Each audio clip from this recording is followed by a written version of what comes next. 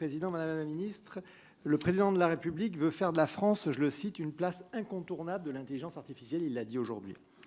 Comme vous le savez, pour vous avoir alerté à plusieurs reprises, dans ma circonscription est basée la technopole de Sophia Antipolis, qui accueille l'un des 4 instituts 3IA et une maison d'intelligence artificielle. Sont présents également sur le site l'INRIA, l'Université Côte d'Azur, Polytech, l'INSERM, le CNRS ou encore Eurecom.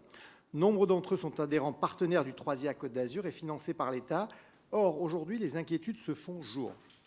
Précisément, à côté des 16 millions d'euros pour ces établissements apportés par l'État, les acteurs du 3IA Côte d'Azur souhaitent que le budget global de 43 millions d'euros sur 5 ans soit maintenu et qu'il finance tous les programmes de l'intelligence artificielle, à la fois générative et s'appliquant au domaine du régalien.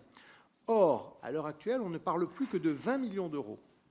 Alors que la dynamique en matière de recherche et d'enseignement sur la Côte d'Azur est l'une des meilleures de notre pays, pouvez-vous aujourd'hui, Madame la Ministre, rassurer ces acteurs, préciser ces budgets qui, en l'état, sont trop faibles et casseraient, et c'est malheureux pour notre pays, une dynamique vertueuse? Merci. Madame la Ministre. Alors, sur les 3IA, en fait, Nice a été un 3IA ancien, donc il y a eu une évaluation des 3IA, en particulier de ceux-ci. Et puis, même pour les autres, ils sont passés devant un jury international, et en particulier, les anciens ont été évalués. Donc, je pense que, d'une part, par rapport à l'impact et de ce 3IA-là,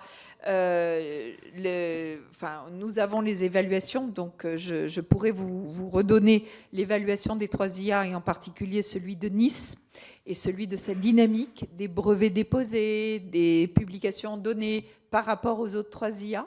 Et effectivement, dans ce processus accéléré, puisqu'il y a eu un processus accéléré pour les instituts 3IA, afin vraiment de ne pas induire de perte de charge lors de la transition, il y a eu un procédé bien calé.